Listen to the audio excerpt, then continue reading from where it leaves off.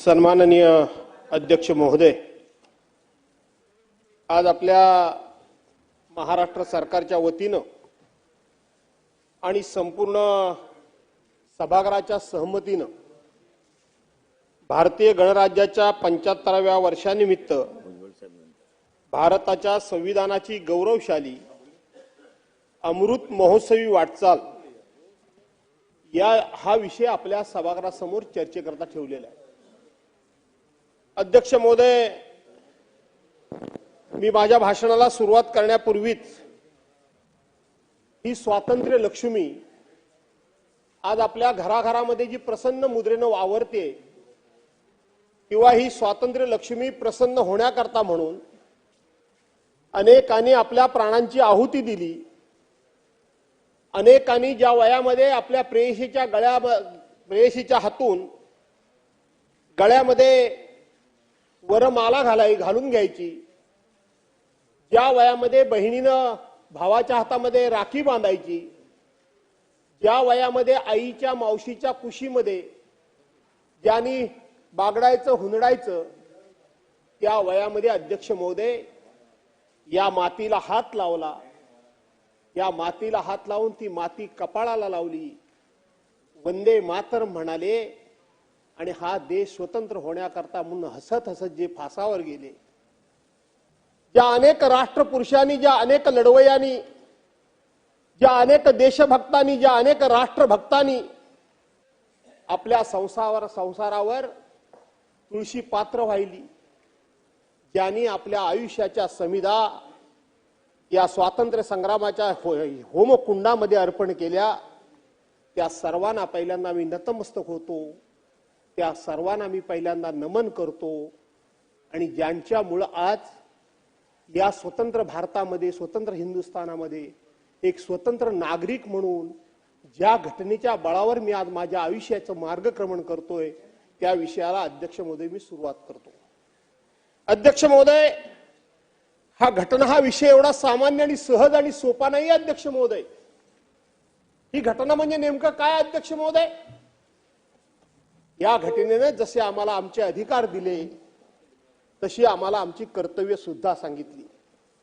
अध्यक्ष महोदय, ही घटना सहजासहजी या ठिकाणी आपल्या हातामध्ये आली नाही अध्यक्ष महोदय। ही घटना जवळजवळ 2 वर्ष 18 महिने आणि 17 दिवस ही घटना निर्माण होण्याकरता म्हणून 2 वर्ष 18 महिने आणि 17 वर्ष अध्यक्ष महोदय या ठिकाणी ही घटना निर्माण करण्याकरता लागले। अध्यक्ष महोदय, ही घटना ज्यांनी लिहिली त्या डॉक्टर बाबासाहेब आंबेडकरांना तर मी अभिवादन करतोच अध्यक्ष महोदय। पण या घटनेवर जी चर्चा आपली होतीये, ज्या विधिमंडळामध्ये आपण चर्चा करतो आहोत, त्या विधिमंडळाचा इतिहास सुद्धा या निमित्तानं थोडाफार अध्यक्ष महोदय मला मांडावा असं वाटतं। त्या विधिमंडळाचा इतिहास हा जवळजवळ 40 वर्षापूर्वीचा हा इतिहास आहे अध्यक्ष महोदय।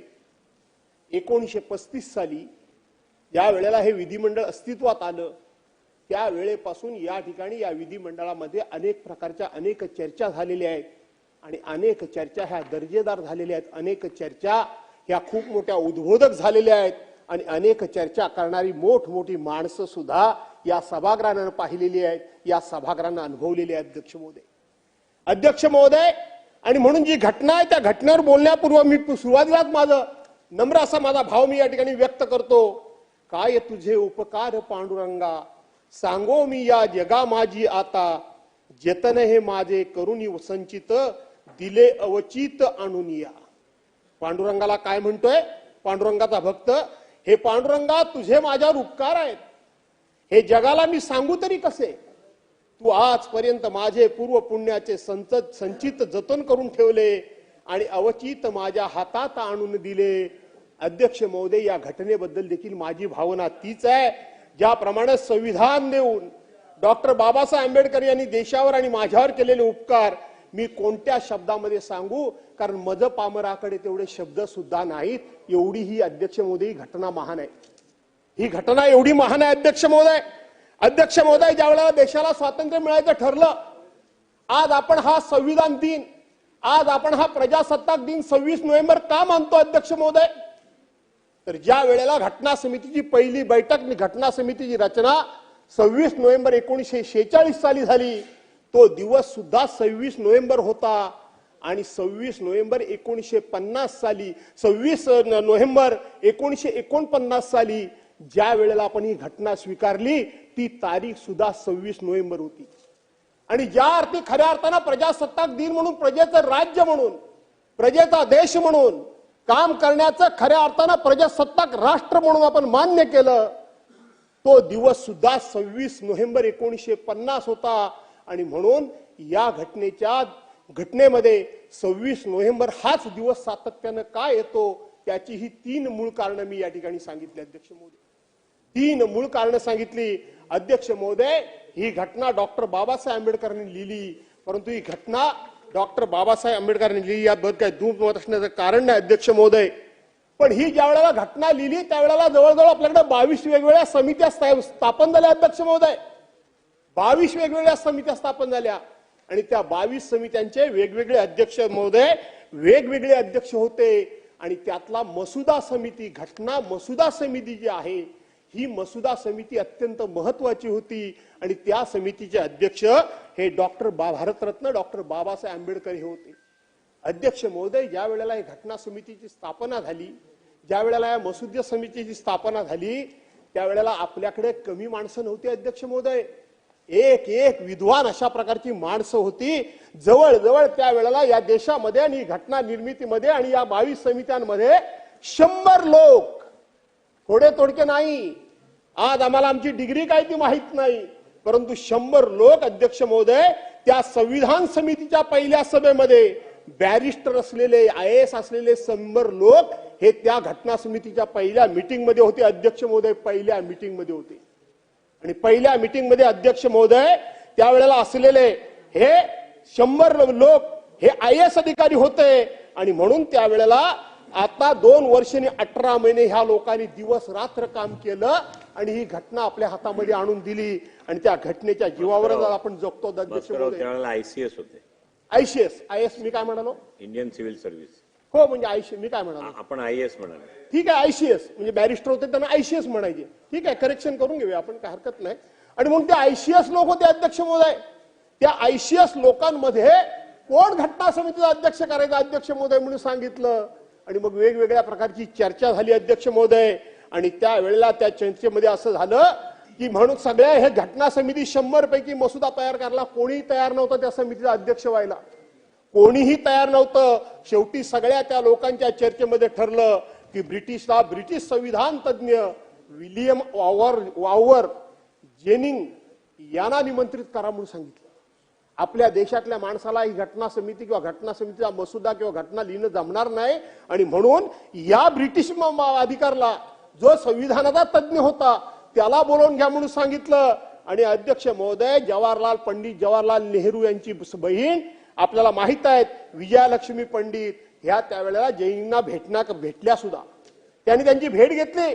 पण त्यावेळेला हे ब्रिटिश अधिकारी काय म्हणाले ते अध्यक्ष महोदय अत्यंत महत्वाचं आहे. अध्यक्ष महोदय, त्यांनी सांगितलं की आज डॉक्टर बाबासाहेब आंबेडकर हे तुमच्यासारखा एक विद्वान माणूस असताना तुम्ही मला कशाला भेटताय? तुम्हाला जर अध्यक्षच करायचं असेल तर डॉक्टर बाबासाहेब आंबेडकरांना तुम्ही अध्यक्ष करा, हे एका इंग्रज माणसानं सांगितलं. आणि त्या 100च्या 100 लोकांनी एक मतानं अध्यक्ष महोदय डॉक्टर बाबासाहेब आंबेडकरांची त्या ठिकाणी निवड केली, घटना समितीचे अध्यक्ष म्हणून निवड केली.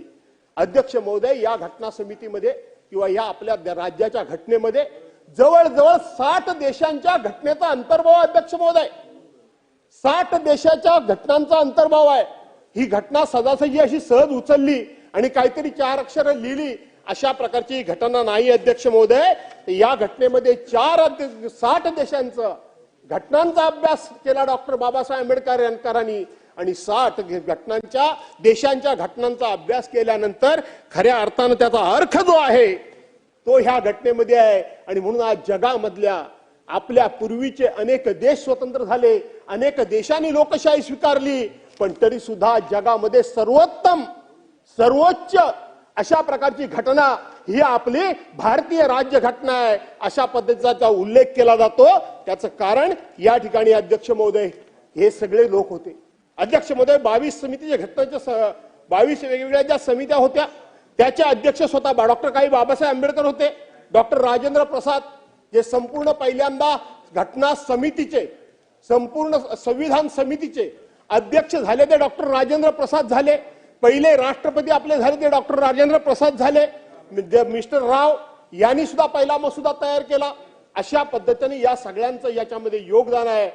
पंडित जवाहरलाल नेहरू काही समित्यांचे अध्यक्ष होते. सरदार वल्लभभाई पटेल काही समित्यांचे अध्यक्ष होते. राजेंद्र प्रसाद काही समित्यांचे अध्यक्ष होते. जे.बी. कृष्णा कृपलानी हे काही होते.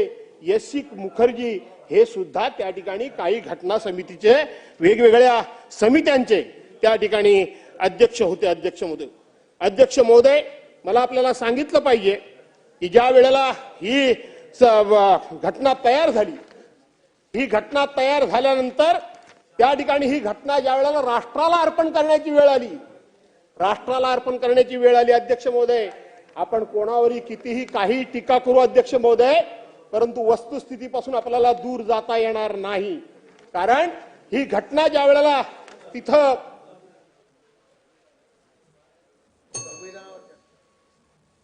गिरीश महाजन साहेब संविधानावर चर्चा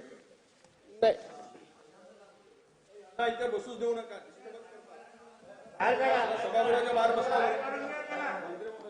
अध्यक्ष महोदय मी घटना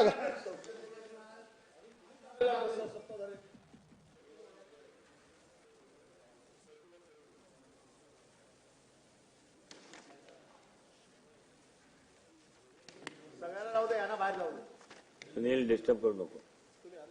आणि म्हणून अध्यक्ष महोदय मी घटनेवरच बोलतोय. मी याच्या काही बाहेर जात नाही अध्यक्ष सुनीलला महोदय. सांगितलं disturb. नाही तसं नव्हे. म्हणजे आता आपण येस माझी काळजी तुम्ही नाही तर कोण घेणार अध्यक्ष महोदय. अध्यक्ष महोदय ही घटना तयार झाल्यानंतर अध्यक्ष महोदय चर्चेचा विषय आला की याचं श्रेय कोणाला द्यायचं. अध्यक्ष महोदय याचं श्रेय कोणाला द्यायचं. कारण डॉक्टर बाबासाहेब आंबेडकरांनी ही घटना तयार केली आणि म्हणून जर डॉक्टर बाबासाहेब आंबेडकरांनी संविधानाचे शिल्पकार आहेत का तर होय अशा पद्धतीचं उत्तर मिळतं. पण मग बी एन राव यांनी पहिल्यांदा मसुदा तयार केला, त्यांना या संविधानाचं श्रेय द्यायचं काय, त्याचंही उत्तर होय असं म्हटलं जातं. आणि मग त्यानंतर हे असं म्हणतात की पंडित जवाहरलाल नेहरू हेच संविधानात काय हवं आणि काय नको याची काळजी भूमिका निभावत होते. मग खऱ्या अर्थानं त्याचं श्रेय कोणाला द्यायचं त्यांना देखील होय असं म्हटलं जातं. आणि म्हणून असे प्रश्न सातत्यानं विचारले जात होते. पण त्यावेळची माणसं किती मोठी होती, किती मोठ्या विचारांची होती, किती ध्येयानं प्रेरित झाली होती. त्यांच्या समोर काय उद्दिष्ट होतं, या स्वराज्याचं सुराज्य कसं करायचं, हे स्वराज्य कसं मिळवायचं हेच त्यांच्या समोर उद्दिष्ट होतं. त्यामुळे श्रेय म्हणण्यापेक्षा त्यावेळेला डॉक्टर राजेंद्र प्रसाद काय म्हणाले हे लक्षात घ्या. त्या मसुदा समितीत त्यावेळेला बघितलं 8 सदस्य होते. 8 सदस्यांपैकी टी कृष्णाचार्याचारी हे भाषणात नेहमी म्हणायचे की हे सगळं श्रेय डॉक्टर आंबेडकरांचं आहे. नियुक्त केलेल्या 7 सदस्यांपैकी, कारण 8 सदस्यांपैकी नियुक्त केलेल्या डॉक्टर बाबासाहेब आंबेडकर सोडून 7 सदस्यांपैकी एकानं राजीनामा दिला होता. 1 सदस्य मरण पावले होते. 2 जागा भरल्या नाहीत. 1 अमेरिकेत गेले. 1 संस्थांच्या कारभारात त्या ठिकाणी मग्न झाले आणि 2 सदस्य दिल्लीपासून दूर असल्यामुळं राज्यघटना निर्मितीचं ओझं एकट्या डॉक्टर बाबासाहेब आंबेडकरांच्यावर पडलं. एवढं मोठं काम एकट्या डॉक्टर बाबासाहेब आंबेडकरांचं पडलं. आणि अध्यक्ष महोदय त्याच वेळेला डॉक्टर बाबासाहेब आंबेडकरांची तब्येत दिवसागणिक खालावत होती. पण माणसं ध्येयानं प्रेरित झाली असली, माणसांच्या समोर उद्दिष्ट असलं, माणसांच्या मी नाही तर माझ्या पलीकडे माझा देश आहे आणि देशाच्या नंतर मी आहे हे फक्त शब्दातून नाही तर हे खऱ्या अर्थानं ध्येयातून जर निर्माण झालं तर माणूस आपल्या तब्येतीचा विचार करत नाही. आणि म्हणून संविधान सभेचे अध्यक्ष डॉक्टर राजेंद्र प्रसाद म्हणतात की समितीचे अध्यक्ष म्हणून डॉक्टर बाबासाहेब आंबेडकर यांनी आपल्या प्रकृतीची भीती न बाळगता हे काम तडीस नेले आणि मसुदा समितीवर आणि तिच्या अध्यक्षपदी त्यांची निवड करण्याचा जो आमचा सर्वांचा निर्णय होता तो इतका अचूक निर्णय आमच्या आयुष्यामध्ये दुसरा कधी आम्ही झाला नाही आणि घेऊ शकलो नाही. हे त्यांचे उद्गार 24 नोव्हेंबर 1949 रोजी होते. 24 नोव्हेंबर 1950 रोजी होते, ज्यावेळेला तो घटना स्वीकारली त्यावेळेचं होतं. संविधान सभेचे दुसरे सदस्य काय म्हणतात अध्यक्ष महोदय? सदस्य काजी सय्यद कमरुद्दीन असं म्हणतात, पुढील अनेक पिढ्यांपर्यंत एक महान घटनाकार म्हणून डॉक्टर बाबासाहेब आंबेडकर यांची निश्चितपणे जग नोंद घेईल, अशा पद्धतीने त्या घटना समितीचे एक सदस्य म्हणतात. अध्यक्ष महोदय, त्या ठिकाणी पंडित जवाहरलाल नेहरू काय म्हणतात? पंडित जवाहरलाल सुद्धा म्हणतात की संविधानाच्या निर्मितीसाठी डॉक्टर बाबासाहेब आंबेडकरांनी जेवढी काळजी आणि त्रास घेतला तेवढा अन्य कुठल्याही सदस्याने घेऊ शकला नसता. अशा पद्धतीचं श्रेय हे सगळे देतात. पण डॉक्टर बाबासाहेब आंबेडकर काय म्हणतात हे आपण लक्षात घेतलं पाहिजे. या सगळ्या पार्श्वभूमीवर डॉक्टर बाबासाहेब आंबेडकर म्हणतात, खुद्द आंबेडकर साहेब म्हणतात की आपल्याकडे ते म्हणजे स्वतः श्रेय घेत नाही, अनेकांच्या सहकार्याची नोंद करून त्यांनी संविधान निर्मितीच्या श्रेयाचा वाटा ज्याचा त्याला दिला पाहिजे. 25 नोव्हेंबर 1949च्या संविधान सभेतील अखेरच्या भाषणामध्ये डॉक्टर बाबासाहेब आंबेडकर म्हणतात की भारताच्या संविधान निर्मितीने मला दिलेले जाणारे श्रेय खरोखरच माझे एकट्याचे नाही, त्याचा काही भाग हा संविधान सभेचे संविधान विषयक सल्लागार BN राव यांना जातो. SN मुखर्जी आणि त्यांच्या सचिवालयातील कर्मचाऱ्यांनी घेतलेल्या सहकार्याबद्दल याच भाषणात ते कृतज्ञता व्यक्त करतात. आणि संविधान सभेमध्ये अन्य पक्षाचे लोक असले तरी आपण डॉक्टर बाबासाहेब आंबेडकर आणि काँग्रेसचं नेहमीच भांडण सांगतो. डॉक्टर बाबासाहेब आंबेडकरांचं काँग्रेसचं भांडण हे तात्विक होतं. पण डॉक्टर बाबासाहेब आंबेडकरांनी घटना समितीच्या शेवटच्या बैठकीमध्ये काढलेले उद्गार हे सुद्धा आपण सर्वांनी ऐकले पाहिजेत. काय म्हणतात डॉक्टर बाबासाहेब आंबेडकर? की संविधान सभेमध्ये अन्य पक्षाचे लोक असले तरी सर्वाधिक संख्या काँग्रेस पक्षाचीच होती. काँग्रेसने ठरवले असते, काँग्रेस जे ठरवेल ते बहुमताने होणार हे निश्चित होते. डॉक्टर बाबासाहेब आंबेडकरांचे कडवे विरोधक होते तरी देखील आपल्या अखेरच्या भाषणात ते म्हणतात, काँग्रेस पक्षानं संविधान सभेतील संभाव्य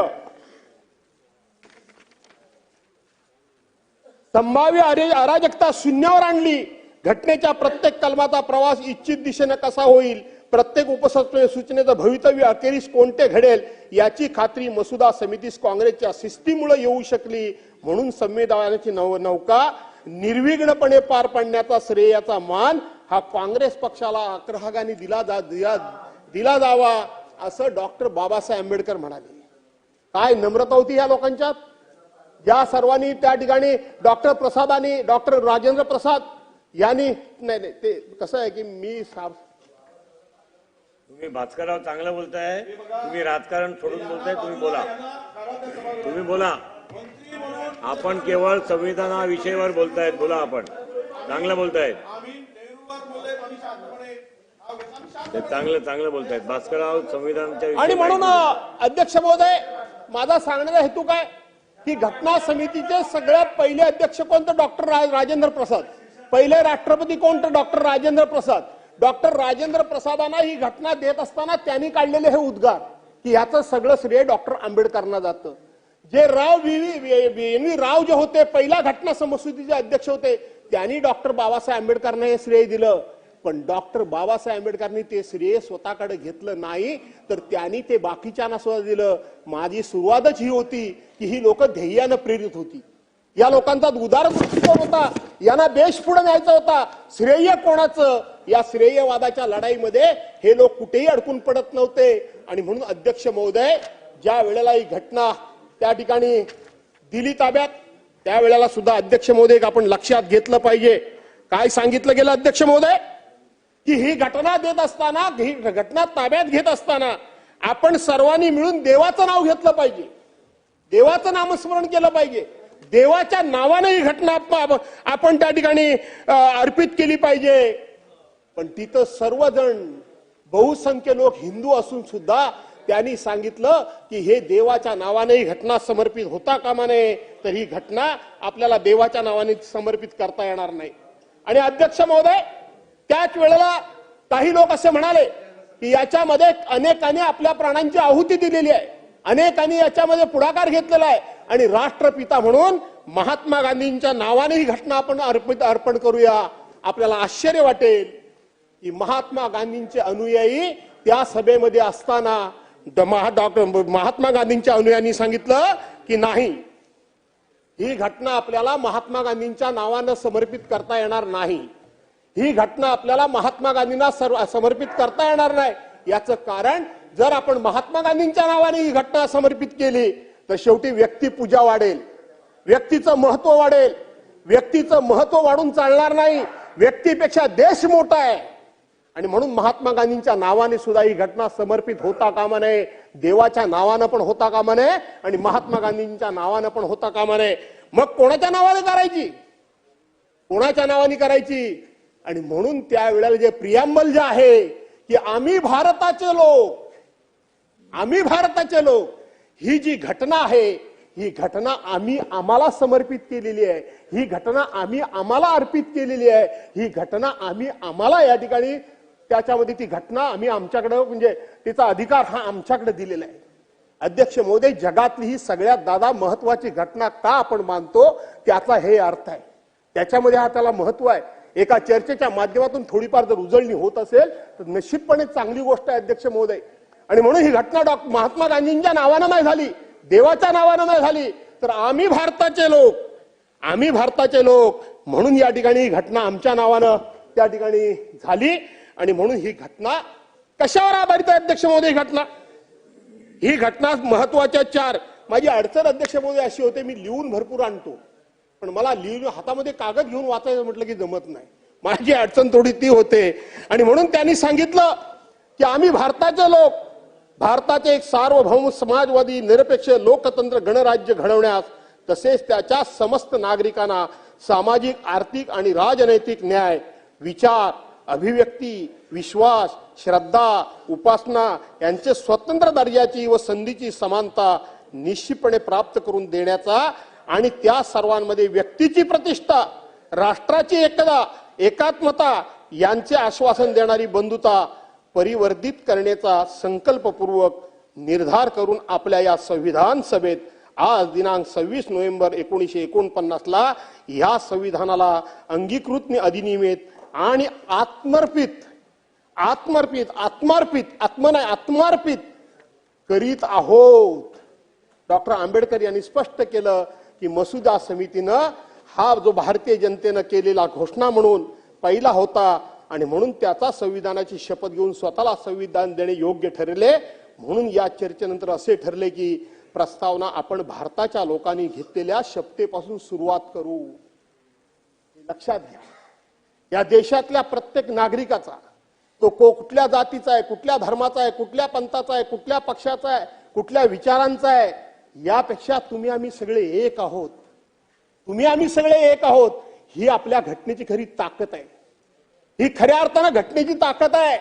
आणि म्हणून आपल्याला या घटनेने जे अधिकार दिले त्या अधिकाराबरोबर शेवटी कर्तव्य सुद्धा आपल्याला या घटनेने दिलेले आहेत.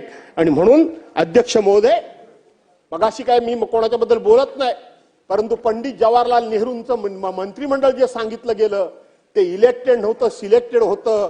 जरूर ते सिलेक्टेड होतं. सार्वजनिक निवडणुका हे 1952 साली झाल्या, ही गोष्ट खरी आहे अध्यक्ष महोदय. पण आपल्याला या लोकशाहीची सुंदरता, या लोकशाहीची गणेशदादा सभ्यता आणि या लोकशाहीची शान कशामध्ये आहे, ही या लोकांनी ज्या देशाला स्वातंत्र्य मिळवण्याकरता म्हणून आपल्या आयुष्याचं, मी मगाशी सांगितलं की अनेक समुदाय त्या होमकुंडामध्ये टाकल्या, त्यामुळे स्वातंत्र्य मिळाल्यानंतर त्या स्वराज्याचं सुराज्य व्हावं ह्या लोकांनी एक स्वप्न बघितलं होतं. अध्यक्ष महोदय, सत्तापिपासू लोक नव्हते. आज आम्ही त्यांच्यावर 70-75 वर्षापूर्वीच्या गोष्टी काहीतरी काढून आम्ही टीका करतो. अध्यक्ष महोदय, मी तुम्हाला काय बोलण्याच्या पलीकडे आहे, कारण तुम्ही मंत्री आहात, मी मंत्री आहे बाबा, तुम्ही मंत्री आहात, मी काय बोलणार? नाही, ते मी कशाला बोल, तुम्ही बोलता म्हणता तर मी कशाला बोलू?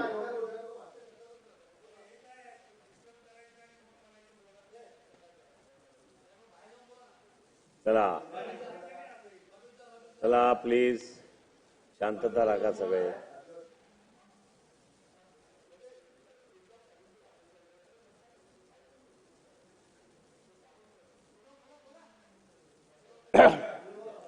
आणि म्हणून अध्यक्ष महोदय, ज्या मंत्रिमंडळ पंडित जवाहरलाल नेहरूंचं ज्या मंत्रिमंडळ होतं अध्यक्ष महोदय, या देशामध्ये कोण निवडून आला, कोण माझ्या पक्षाचा होता, कोण माझ्या पक्षाचा नाही, हा विचार त्याही काळा नव्हता. माझ्या देशाचं भलं कोणाकडून होऊ शकतं, कोणाच्या बुद्धिमत्तेचा उपयोग, कोणाच्या बुद्धिमत्तेचा वापर मी माझ्या देशाच्या विकासाकरता करू शकतो, हा विचार या लोकांच्या डोक्यामध्ये होता. आणि म्हणून पंडित जवाहरलाल नेहरूंच्या मंत्रिमंडळामधून लोकांमधून निवडून न आलेले, पण लोकशाहीला गरज असलेले, लक्षात घ्या तुम्ही शिवतारे साहेब, लोकांमधून निवडून न आलेले आणि लोकशाहीला गरज असलेले असे लोक त्यांनी निवडली. आणि म्हणून विरोधी पक्षाच्या सदस्यांना सुद्धा त्यांनी मंत्रिमंडळामध्ये स्थान दिलं. जे विरोधी पक्षाचे होते, उदाहरण सांगायचं झालं तर यामध्ये RK षण्मुखम जस्टिस पार्टीचे होते, कट्टर काँग्रेसचे प्रकाशदादा ते विरोधक होते. जॉन मथाई स्वतंत्र नावाचा पक्ष होता, त्या पक्षाचे होते. बलदेव सिंग पथिक पक्षाचे होते. आणि काही मंडळी टीका करतात त्यांच्याकरता म्हणून मी सांगत नाही, परंतु तुमच्या माहिती करता सांगतो, श्यामा प्रसाद मुखर्जी हे संघाचे होते, जनसंघाचे होते. तेव्हा काही भारतीय जनता पार्टी दादा नव्हता, तुम्हाला माहिती आहे. त्या श्यामा प्रसाद मुखर्जींना सुद्धा पंडित जवाहरलाल नेहरूंनी आपल्या मंत्रिमंडळामध्ये घेतलं होतं. का तर हे विरोधी पक्षात असले तरी हरकत नाही, पण यांच्या बुद्धिमत्तेचा, यांच्या अभ्यासाचा वापर हा राज्याच्या देशाच्या उन्नतीकरता केला पाहिजे, हा मोठा विचार घेऊन ही मंडळी पुढे गेली होती. अध्यक्ष महोदय, ही मंडळी पुढे गेली होती. आज आमच्याकडे अचानकपणे 76 लाख मतं वाढतात कुठून, त्याचा पत्ता लागत नाही, त्याचा पत्ता लागत नाही. विरोधी पक्षाचा माणूस मगाशी माननीय मुख्यमंत्री महोदय म्हणाले, माननीय मुख्यमंत्री महोदय की संख्येनं तुम्ही कमी आहात की जास्त आहात याचा विचार करू नका. आज आणि त्यांनी भुजबळ साहेबांचं उदाहरण दिलं. त्यावेळेला भुजबळ साहेब एकटे होते, एका बाजूला दुसऱ्या बाजूला बॅनरचं टोक धरला माणूस नव्हता, पण ते त्यांच्या विरोधात तुटून पडत होते, ज्यांच्या विरोधात बोलत होते, ज्यांच्यावर आरोप करत होते, त्यांच्याकडे सभ्यता होती. भुजबळ साहेब त्यांच्याकडे सौजन्य होतं. ते विरोधी माणसाचा माणूस आरोप करतोय, बोलतोय म्हणून त्याचा माईक बंद कर, त्याला बोलण्यापासून परावृत्त कर, त्याला बोलू देऊ नका, त्याला संख्येच्या बळावर त्याला डॉमिनेट करा. ही सभ्यता लोकशाहीमध्ये नव्हती. सभ्यता ही होती की भुजबळ जरी साहेब एकटे असले तरी ते बोलू द्या, तो नाहिरे वर्गाचा आवाज आहे, तो लोकशाहीमधल्या दुसऱ्या वर्गाचा आवाज आहे. आणि म्हणून तो आवाज भुजबळांचा नाही तर तो नाहिरे वर्गाचा आहे. तो आवाज दाबण्याची प्रवृत्ती त्या काळात नव्हती. तो आवाज हा नाहिरे वर्गाचा आवाज आहे. आणि म्हणून लोकशाहीला हेच अपेक्षित आहे. एवढंच मी या ठिकाणी सांगतो. कसं सांगायला गेलं तर या अनुषंगाने बऱ्याच गोष्टी मी बोलणार होतो, पण इतकं चांगलं तुम्ही करता म्हणून मी काही बोलत नाही. अध्यक्ष महोदय, पहिल्या सार्वत्रिक निवडणुका ह्या 1952 साली झाल्या. अध्यक्ष महोदय, 1952 साली झाल्या. आणि 1953 जून 1953 मध्ये BBC साठी डॉक्टर बाबासाहेब आंबेडकरांनी दिलेली एक मुलाखत आहे. एडन क्रॉली नावाच्या एका BBCच्या प्रतिनिधीला दिलेली मुलाखत अत्यंत बोलकी आहे. ही माझ्यासारख्या तरुणांनी, तुमच्यासारख्या तरुणांनी हे कुठेतरी समजून घेतली पाहिजे, वाचन करून घेतलं पाहिजे. दादा, आपण काय करतो? शिवजयंती येऊ द्या, आंबेडकर जयंती येऊ द्या, सावरकर जयंती येऊ द्या, टिळक जयंती येऊ द्या, गांधी जयंती येऊ द्या, फोटो ठेवतो, हार घालतो, जयंत्या साजऱ्या करतो. पण त्या जयंत्या त्यांच्या साजऱ्या करण्याकरता म्हणून त्यांना अधिकार कसा प्राप्त झाला हा इतिहास कधी आपण बघत नाही, आपण कधी वाचत नाही. आपण आपल्या पक्षाच्या माणसाचा उदो करतो आणि समोरच्या माणसाची फक्त टिंगल टवाळी करतो. या टिंगल टवाळीतून काही हाताला लागत नाही. अध्यक्ष महोदय, काही लागत नाही. आमच्यावर संस्कार झालेत ते आम्ही विरोधी पक्षाचा असू दे, नाही तर माझ्या किती कट्टर दुश्मनाचं वक्तव्य असू दे, मला ऐकलं पाहिजे. मी त्याच्या सभेत नाही गेलो हरकत नाही, बाहेरून कुठून तरी ऐकलं पाहिजे. तो नेमका काय मांडतो अध्यक्ष महोदय ते ऐकण्याने काही कमीपणा होत नाही. कदाचित जर माझ्यामध्ये काही चूक असेल तर ती सुधारण्याकरता म्हणून संधी मिळते, आपल्याला उपयोग होतो. हा विचार आपण सातत्याने केला. काय म्हणाले डॉक्टर बाबासाहेब आंबेडकर? डॉक्टर बाबासाहेब आंबेडकरांनी सांगितलं की समाज व्यवस्था, संसदीय लोकशाही ही विसंगत आहे. त्यांनी तेव्हा सांगितलं की आपली जी समाज व्यवस्था आहे ती आणि आपली स्थापन झालेली लोकशाही आहे ही विसंगत आहे. आपली समाज व्यवस्था ही जातीपातीवर आधारित आहे. आपली समाज व्यवस्था ही नात्या गोत्यावर आधारित आहे. आपण आपलं ते बाळा आणि दुसऱ्याचं कार्ट म्हणतो. आणि म्हणून जर अशीच जर दृष्टिकोन आपण ठेवला तर लोकशाही या देशामध्ये नांदणं आणि लोकशाही वाढणं हे फार धोक्याचं आहे, असं तेव्हा त्यांनी सांगितलं. भारतीय नागरिक जोपर्यंत त्याच्या विषमतावादी जातीयवादी मानसिकतेतून बाहेर पडत नाही आणि वर्तमानाच्या पातळीवर तो स्वातंत्र्य समता बंधुता आणि न्याय ही लोकशाही मूल्य आत्मसात करत नाही तोपर्यंत या देशात खऱ्या अर्थानं लोकशाही रुजणं हे अशक्य आहे असं डॉक्टर बाबासाहेब आंबेडकरांना 1953 साली स्वप्न पडलं होतं आणि 2025 साली ते आपण अनुभवतोय. आपण मान्य करू अगर न करू मला माहित नाही पण आपण ते अनुभवतोय. हे कोणा व्यक्तीबद्दल कोणा पक्षाबद्दल कोणा पंथाबद्दल नाहीये बसा ना कोणाबद्दल नाहीये हे सर्वांबद्दल आहे आणि म्हणून ते आपण अनुभवतोय. डॉक्टर 17 डिसेंबर 1946 साली संविधान सभेचं कामकाज सुरू झाल्यानंतर 9व्या दिवशी त्यांचं पहिलं भाषण झालं. त्यात ते म्हणतात आज आपण राजकीय सामाजिक आर्थिक दृष्ट्या विभागलेले आहोत याची मला जाणीव आहे. राजकीय दृष्ट्या सामाजिक दृष्ट्या आपण विभागलेले आहोत. आपण एक दुसऱ्याच्या विरुद्ध लढणाऱ्या छावण्यांचे समूह आहोत. आपण एक दुसऱ्याच्या विरुद्ध लढणाऱ्या छावण्यांचे समूह आहोत आणि मी त्याच्या पुढे जाऊन असंही सांगेन की बहुतांशी एका छावणीचा मी देखील एक नेता आहे. डॉक्टर बाबासाहेब आंबेडकर म्हणतात की तुम्ही फक्त त्या छावणीचे नेते आहेत नाही मी सुद्धा एका छावणीचा नेता आहे. परंतु हे सर्व खरं असलं तरी मला पूर्ण खात्री आहे अनुकूल काळ परिस्थिती निर्माण केल्यास जगातील कोणतीही शक्ती या देशाला एक होण्यापासून प्रवृत्त करू शकणार नाही. अशा पद्धतीनं डॉक्टर बाबासाहेब आंबेडकरांनी 17 डिसेंबर 1946च्या संविधान सभेमध्ये सांगितलं. अध्यक्ष महोदय त्या ठिकाणी आणखी डॉक्टर बाबासाहेब आंबेडकर काय म्हणतात संविधान संमत होण्याच्या एक दिवस आधी म्हणजे 25 नोव्हेंबर 1949 रोजी सुमारे 55 मिनिटांच्या ऐतिहासिक भाषणामध्ये डॉक्टर बाबासाहेब आंबेडकर यांनी सांगितलं की संविधानाच्या समोरील प्रमुख आव्हानांचा वेध घेऊन काही बाबांच्या संदर्भात निसंदिग्ध इशारा देऊन ठेवला आहे. ते म्हणतात डॉक्टर बाबासाहेब आंबेडकर म्हणतात संविधान आणणं कितीही चांगलं असलं संविधान कितीही चांगलं असो ते राबवण्याची जबाबदारी ज्यांच्यावर आहे ते जर अप्रामाणिक असतील तर ते वाईट ठरल्याशिवाय राहणार नाही. आज ज्या संविधानाचा जगामध्ये उदो होतोय ते संविधान कितीही चांगलं असेल पण राबवणारे लोक जर प्रामाणिक नसतील ते अप्रामाणिक असतील तर ते संविधान शेवटी वाईटच ठरल्याशिवाय राहणार नाही. आणि संविधान कितीही वाईट असो ते राबवणारे जर प्रामाणिक असतील तर ते संविधान चांगलं ठरल्याशिवाय राहणार नाही. ही माणसं दूरदृष्टीची माणसं असतात. आपल्याला असं वाटतं की अशा प्रकारची माणसं ही माणसं म्हणून आपल्यासारखी जन्माला येतात असं विजय बापू नाही तसं आहे. ही माणसं एक प्रकारची अवतारी पुरुष असतात. त्या काळामध्ये एक अवतार कार्य घेऊन येतात. अवतार कार्य संपलं की ते निघून जातात. पण आपल्याला असं वाटतं की ते आपण आपल्यासारखी ती सर्वसामान्य माणसं आहेत पण सर्वसामान्य माणसं नाहीत. अध्यक्ष महोदय त्यांनी पुढे सांगितलं की भारताच्या स्वातंत्र्याचे काय होईल ते आपले स्वातंत्र्य अबाधित ठेवील की पुन्हा गमावून बसेल. भविष्याबाबतचा हाच विचार मला सर्वाधिक चिंताग्रस्त करीत असल्यानं सांगून बाबासाहेब म्हणतात की भूतकाळात भारताने केवळ आपले स्वातंत्र्य गमावले. भूतकाळात म्हणजे 1818 साली आपल्यावर इंग्रजांनी सुरुवात केली राज्याला पण त्याच्या पूर्वी हे आपण आपल्या कर्मानं गमावलंय. हे डॉक्टर बाबासाहेब आंबेडकरांना सांगायचं आहे. गमावलंय असं नव्हे तर देशातील काही लोकांच्या बेईमानी देशातल्या काही लोकांच्या बेईमानी आणि विश्वासघातामुळे सुद्धा आपलं आपण स्वातंत्र्य पूर्वीचं गमावलेलं आहे. आणि म्हणून भविष्यात काय होईल आणि असं जर आपण गमावलं तर पुन्हा काय आपण ते पुन्हा मिळवू शकणार नाही. अशा प्रकारचं सुद्धा त्या ठिकाणी डॉक्टर बाबासाहेब आंबेडकरांनी भवितव्य आणि भीती वर्तवून दाखवलेली आहे. काय म्हणतात डॉक्टर बाबासाहेब आंबेडकर सत्ताधारी विरोधक घटनेमध्ये डॉक्टर बाबासाहेब आंबेडकरांच्या घटनेमध्ये ज्या तुम्ही सातत्यानं याचा उल्लेख करता आणीबाणीचा त्या घटनेमध्ये उल्लेख आहे.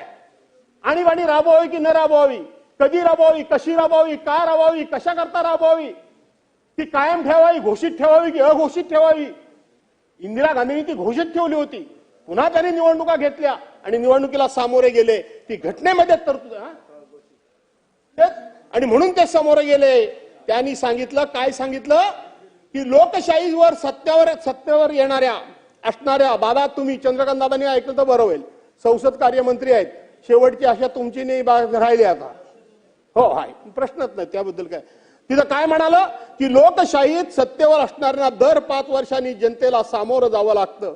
तथापि या 5 वर्षाच्या मधल्या काळात सत्ताधाऱ्यांना जाब विचारणाऱ्या तात्काळ नरकाधिकाराची, म्हणजे तात्काळ तुम्ही करताय ते चुकीचं आहे म्हणून सांगण्याचं धाडस असणारी लोकशाहीला फार आवश्यकता आहे. जे शासनाला तिथेच आणि त्यानंतर तात्काळ आव्हान करू शकतील अशा लोकांची संसदेत नितांत आवश्यकता असते. लोकशाही म्हणजे राज्य करण्याचा कोणाचाही अखंड अधिकार नव्हे. राज्य करण्याचा अधिकार हा लोकांच्या मान्यतेला बांधलेला असतो व त्याला संसदेत आवाहन करण्यासाठी विरोधी पक्ष ही संकल्पना अत्यंत महत्वाची ठरते. वृत्तपत्रांनीही लोकशाहीमध्ये विरोधी पक्षाची भूमिका बजावण्याची गरज डॉक्टर बाबासाहेब आंबेडकरांनी त्यावेळेला वर्तवलेली आहे.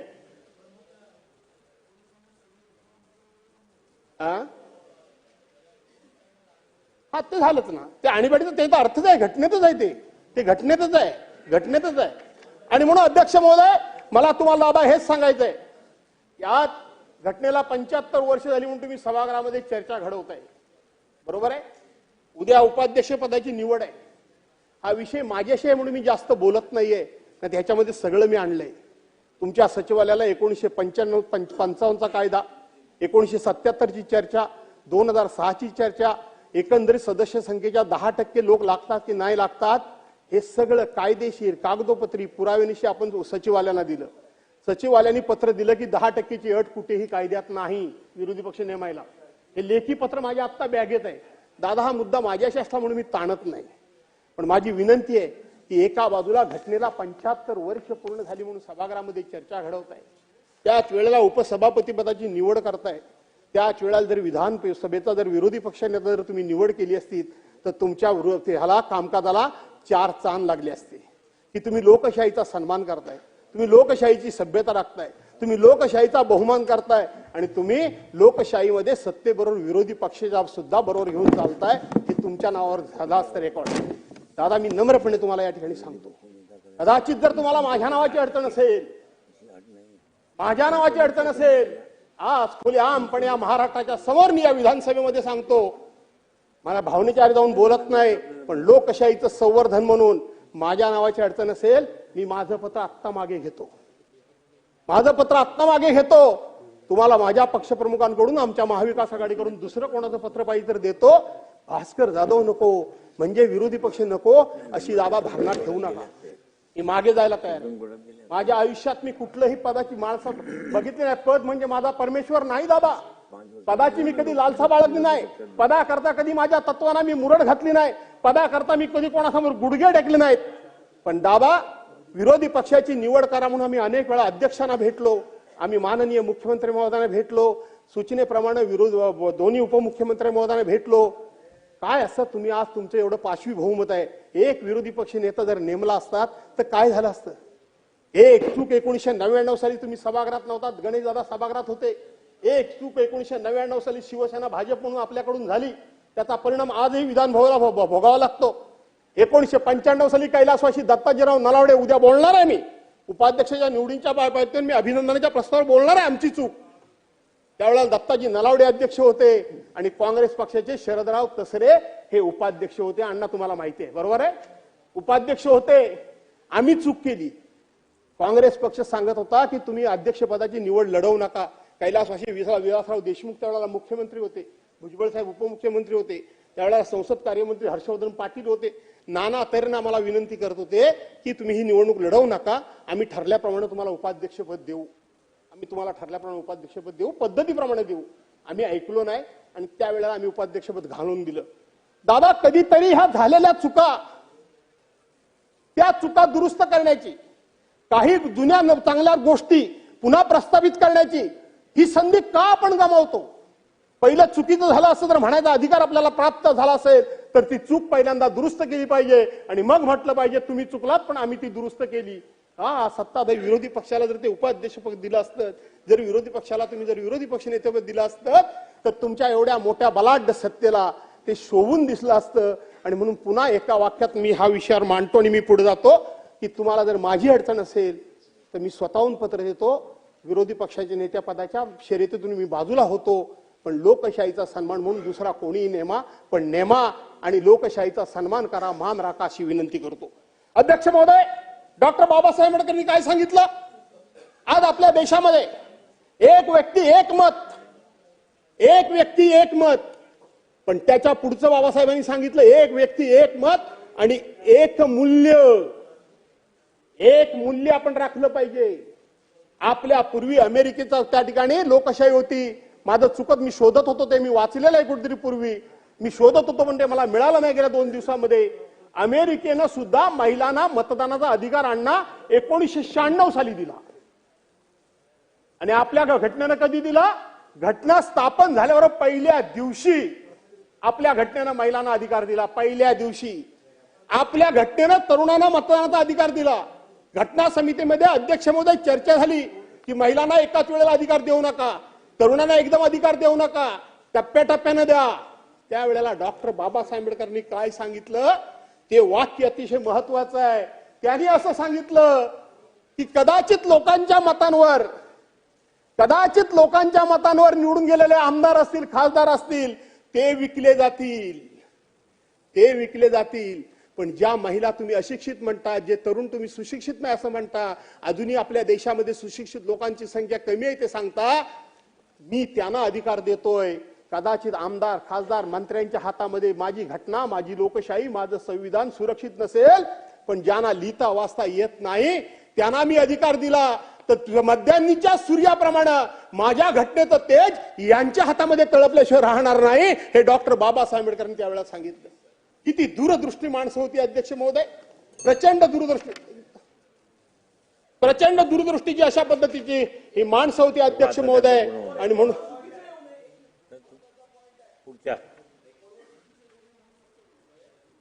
अमेरिकेने महिलांना मतदानाचा अधिकार हा 1920 साली दिला. एवढंच. ठीक आहे. मी म्हटलं ते की मी ते शोधत होतो पण ते मला वाचायला मिळालं नाही. म्हटलं मी 1996 बोललो, 1920 बोला, काय हरकत नाही. त्यांची लोकशाही अस्तित्वात कधी आली? अरे दादा, त्यांची लोकशाही 17व्या शतकात आली. मुद्दा बरोबर आहे. साल चुकलं ना माझं, साल चुकलं. करेक्ट आहे. ओके. हा, काळ्या निग्रो ना तेच सांगतो. 1965 साली दिला. हा, काळ्या लोकांना वादामध्ये ते ठीक आहे, काय हरकत नाही. 1900 माझं हे करा, 20 करा. चांगलं केलं तुम्ही, मला दुरुस्त केलं. आणि म्हणून अध्यक्ष महोदय अशा पद्धतीने एक व्यक्ती एक मूल्य. अध्यक्ष महोदय, मी राजकारणामध्ये फार जाऊ इच्छित नाही कारण तुम्ही सर्वांनी माझं भाषण अप्रिशिएट केलंय. पण आज आपण मूल्यांची ऐशी की दहिशी उडवलेली आहे. काय न्यायव्यवस्था म्हणते? 600 वकिलांनी या ठिकाणी न्यायव्यवस्थेबद्दल चिंता व्यक्त केली, प्रेस कॉन्फरन्स घेतली. या देशाला स्वातंत्र्य मिळाल्यापासून सुप्रीम कोर्टाचे सगळे जज एकत्र येतात आणि सुप्रीम कोर्टाच्या न्यायव्यवस्थेबद्दल चिंता व्यक्त करतात. जज आम्ही राज्यकर्ते ज्यांच्यामध्ये हस्तक्षेप करतो म्हणतात ते म्हणतात. अध्यक्ष महोदय, या ठिकाणी न्याय व्यवस्थेची ही अवस्था आहे. निवडणूक आयोग ही स्वायत्त व्यवस्था आहे. अध्यक्ष महोदय, आज निवडणूक आयोगाची स्वायत्त व्यवस्था आहे. आपण अनेक प्रकारचा दोष देऊ. यापूर्वी अध्यक्ष महोदय निवडणूक लागली की आपण म्हणायचं झोपडवाटीत तुम्ही पैसे वाटता, मटण देता, दारू देता आणि गरिबाची मतं तुम्ही मटणावर आणि दारूवर विकत घेता आणि त्यांना फसवता बोलायचे. आज 10 वर्ष त्याची चर्चा होते. आज त्याची चर्चा होत नाही. आज चर्चा होते ईव्हीएमची. आज चर्चा होते वेगवेगळ्या प्रकारचं फ्रॉड केल्याची. आज एकदा निवडणुकी मतदानाची पेटी बंद झाली की बंद झाल्यानंतर आता काळजी करायचं कारण नाही, आपलं भवितव्य बंद झालंय. पण ते उघडीपर्यंत त्यामध्ये काय गडबड झाली असेल ही कोणाला सांगता येत नाही. हे एक मूल्य आहे. एक व्यक्ती एक मत एक मूल्य. हे मूल्य अध्यक्ष महोदय, पक्ष आमचा फुटला, सगळं फुटलं, काय जाऊ द्या, काय हरकत नाही. पण लोकशाहीला हे अपेक्षित नाही. 3-3 वर्ष अशा पद्धतीनं पक्ष फुटल्यानंतर त्याच्या संदर्भातला निकालच कोर्टामध्ये लागत नाही, त्याचा निकालच निवडणूक आयोगाच्या बाजूला लागत नाही. असं कधी घडू शकत नाही. कैलासवासी देशाचे माजी पंतप्रधान अटल बिहारी वाजपेयींनी आपल्याला सांगून ठेवलेलं आहे.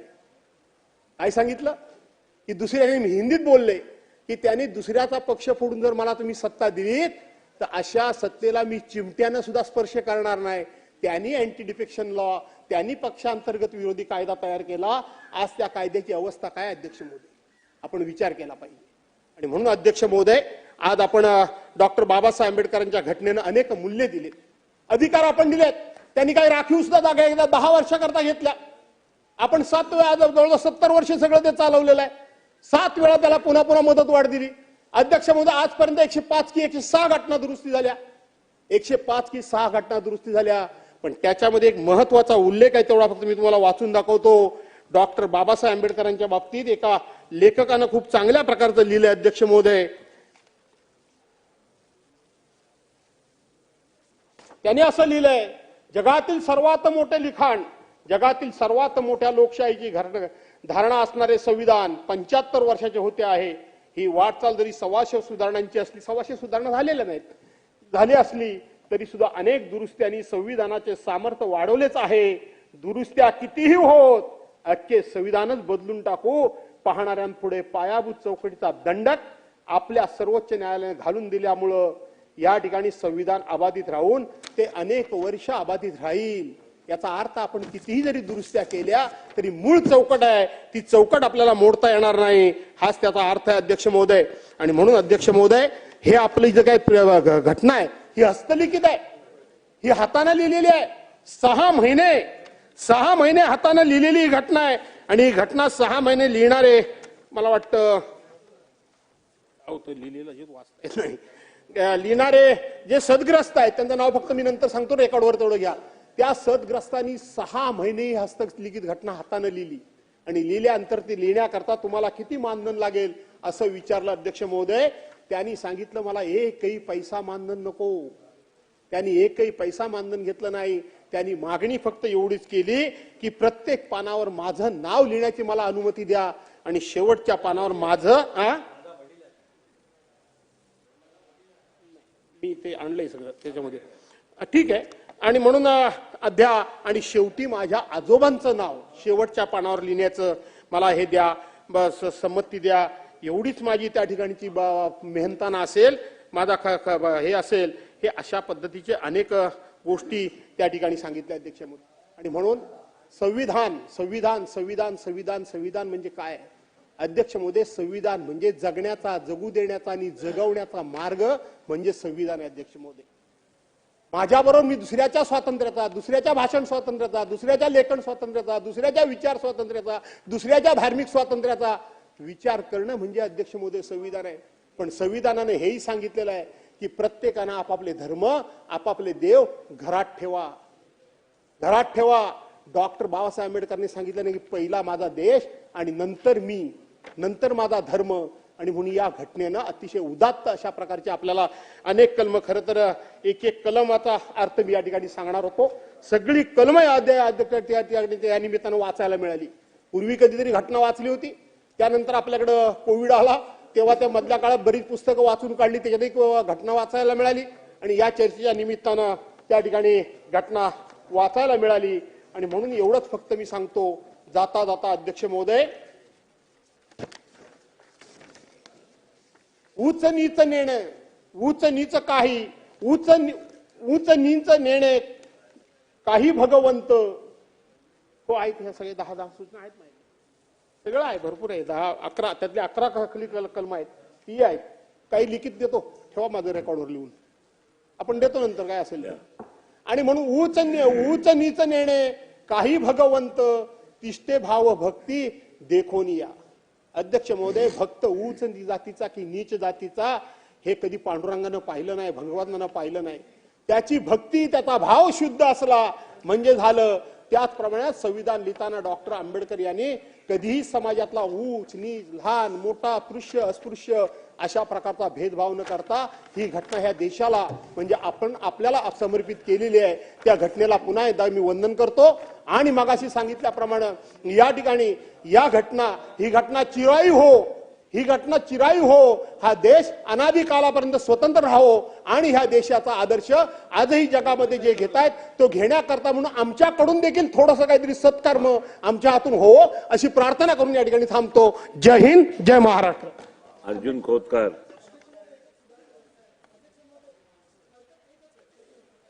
आपलं चुकीचं रेकॉर्डवर येऊ नये म्हणून दोन्ही सन्मान्य सदस्यांनी बरोबर माहिती पटलावर ठेवली आणि ते योग्यच आहे.